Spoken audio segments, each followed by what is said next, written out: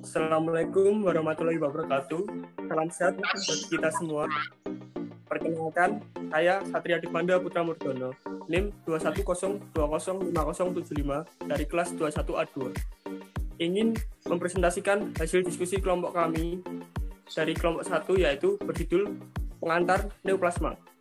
Di sini saya akan memperkenalkan kelompok kami yang bernama 1. Mesta Bulgis Winda, 2. Tri Wulandari. Selamat menyaksikan hasil diskusi kelompok kami.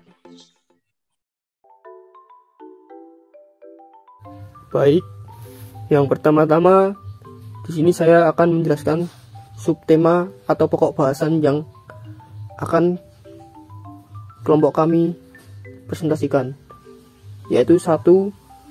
Ada pengertian neoplasma, yang kedua ada penyebab neoplasma, yang ketiga ada klasifikasi neoplasma, yang keempat ada sifat neoplasma, yang kelima ada langkah pencegahan neoplasma, yang keenam ada pengobatan neoplasma, dan yang terakhir ada gejala neoplasma. 1. Pengertian neoplasma.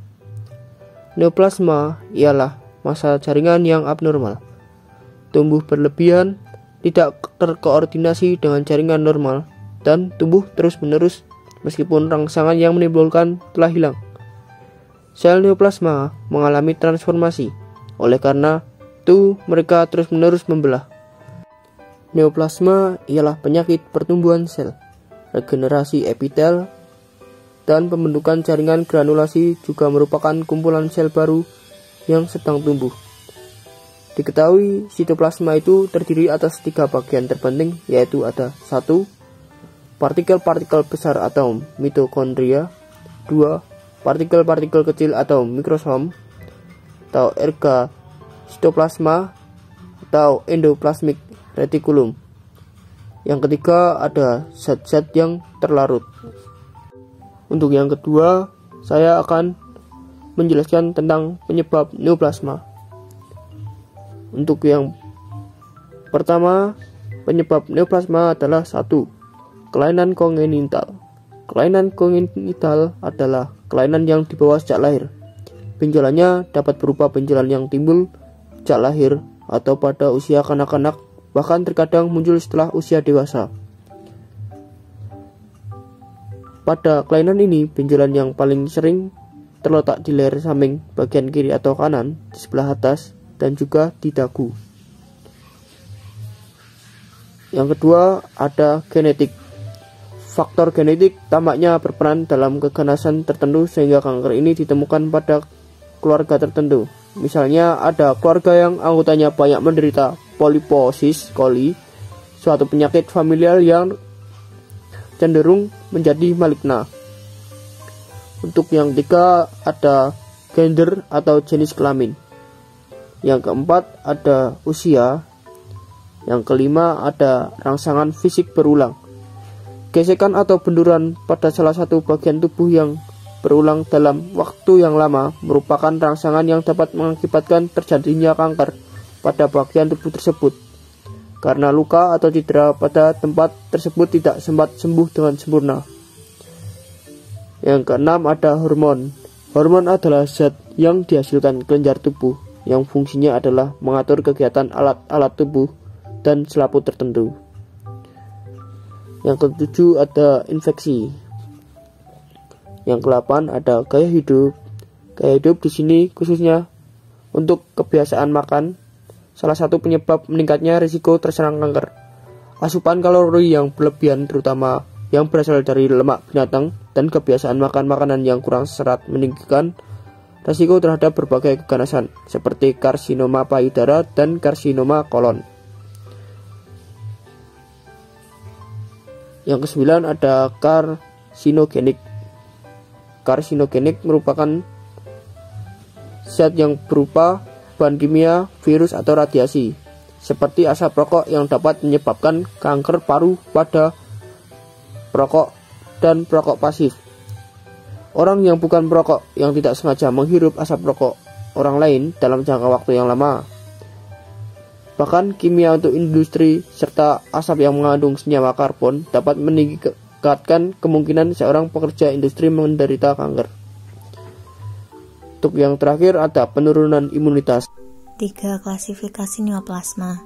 Semua tumor, baik tumor jinak maupun ganas, mempunyai dua komponen dasar, ialah parenkim dan stroma.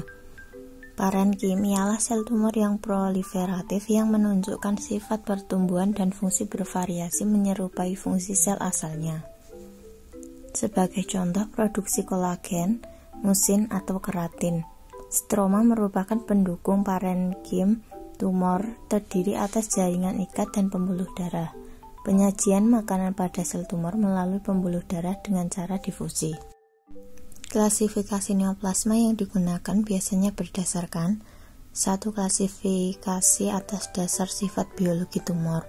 Atas dasar sifat biologinya, tumor dapat dibedakan atas tumor yang bersifat jinak atau tumor jinak dan tumor yang bersifat ganas atau tumor ganas. Dan ada juga tumor yang terletak di antara jinak dan ganas disebut intermediate. 2. Klasifikasi atas dasar sel atau jaringan atau histogenesis, yaitu neoplasma berasal sel totipotent, tumor sel embrional pluripotent, tumor sel yang berdiferensiasi. 3. Klasifikasi atas dasar tempat terjadinya, yaitu tumor Abel dan tumor jaringan mesenkin. Beberapa yang sering kita jumpai ialah kista. 1. Kongenital adalah kista bronchial dan kista ductus thiroglossus. Yang kedua neoplastik, kista adenoma carcinoma ovarium. Yang ketiga parasitik, kista hidatit oleh Echinococcus granulosus. Yang keempat implantasi, kista epidermoid pada kulit setelah operasi. Sifat neoplasma. 1. Diferensiasi dan anaplasia. Diferensiasi yaitu derajat kemiripan sel tumor atau parenkim tumor. Jaringan asalnya yang terlihat pada gambaran morfologi dan fungsi sel tumor. Proliferasi neoplastik menyebabkan penyimpangan bentuk, susunan, dan sel tumor. Hal ini menyebabkan sel tumor tidak mirip sel dewasa normal jaringan asalnya. Tumor yang berdiferensiasi baik terdiri atas sel-sel yang menyerupai sel dewasa normal jaringan asalnya, sedangkan tumor berdiferensi buruk atau tidak berdiferensiasi menunjukkan gambaran sel primitif dan tidak memiliki sifat sel dewasa normal jaringan asalnya. 2. Derajat pertumbuhan. Pada dasarnya, derajat pertumbuhan tumor berkaitan dengan tingkat diferensiasi, sehingga kebanyakan tumor ganas tumbuh lebih cepat daripada tumor jinak. Derajat pertumbuhan tumor ganas tergantung pada 3 hal, yaitu 1. Derajat pembelahan sel tumor, 2. Derajat kehancuran sel tumor, 3. Sifat elemen non-neoplastik. Tumor ganas yang tumbuh cepat sering memperlihatkan pusat-pusat daerah nekrosis atau iskemik.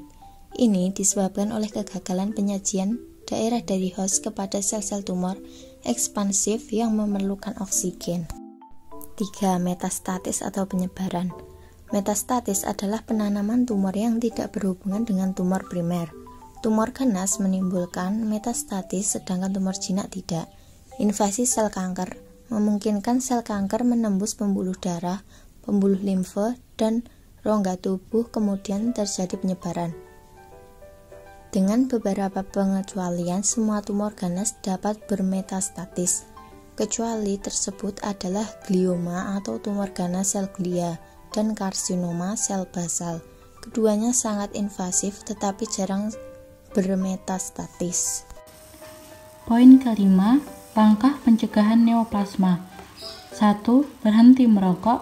2. Berolahraga secara teratur. 3. Menerapkan pola makan yang sehat. 4. Menjaga berat badan yang sehat agar terhindar dari obesitas. Yang kelima, membatasi konsumsi minuman keras. Yang keenam, meminimalisasi pajanan terhadap radiasi. Dan yang terakhir, nomor 7 adalah menjalani pemeriksaan secara rutin. 6. Pengobatan neoplasma. Beberapa jenis pemeriksaan untuk memastikan pengobatan pasien. Pemeriksaan-pemeriksaan tersebut diantaranya adalah sebagai berikut. 1. Tes darah lengkap dan evaluasi fungsi organ. 2. CT scan. MRI atau PET. Langkah ini berfungsi untuk mengonfirmasi letak serta tingkat penyebaran tumor. Ketiga, ronsen dada. 4. Biopsi atau pengambilan sampel tumor. Pemeriksaan ini digunakan untuk memastikan ganas atau tidaknya tumor yang diidap. Terdapat sejumlah metode penanganan untuk mengatasi tumor ganas. Langkah yang umumnya dianjurkan meliputi sebagai berikut. 1. Operasi pengangkatan. 2. Kemoterapi. 3. Radioterapi. 4. Terapi biologis. Dan yang terakhir nomor 5, terapi target yang hanya mencari dan menyerang sel-sel kanker. Selanjutnya adalah gejala neoplasma. 1. Sering merasa tidak sehat. 2. Merasa sangat lelah. 3. Demam dan menggigil. 4. Tidak nafsu makan. 5. Menurunkan berat badan tanpa sebab yang jelas. 6. Berkeringat pada malam hari. 7. Waktu buang air besar atau kecil, ada perubahan kebiasaan atau gangguan. 8. Alat pencernaan terganggu dan susah menelan. 9. Suara serak atau batuk yang tak sembuh-sembuh. 10. Payudara atau di tempat lain ada benjolan atau sering disebut dengan tumor. Kesimpulan dari materi presentasi kali ini adalah sebagai berikut. Neoplasma secara harfiah berarti pertumbuhan baru. Suatu neoplasma sesuai definisi Willis adalah massa abnormal jaringan yang pertumbuhannya berlebihan dan tidak terkondisikan. Dengan pertumbuhan jaringan normal serta terus demikian, walaupun rangsangan yang memicu perubahan tersebut telah berhenti. Ada 2 klasifikasi tumor, yaitu tumor jinak yang tumbuhnya lambat dan biasanya mempunyai kapsul, dan tumor ganas atau maligna pada umumnya tumbuh cepat dan termasuk jaringan sekitarnya. Sekian presentasi dari kelompok 1, semoga bermanfaat. Terima kasih. Wassalamualaikum warahmatullahi wabarakatuh.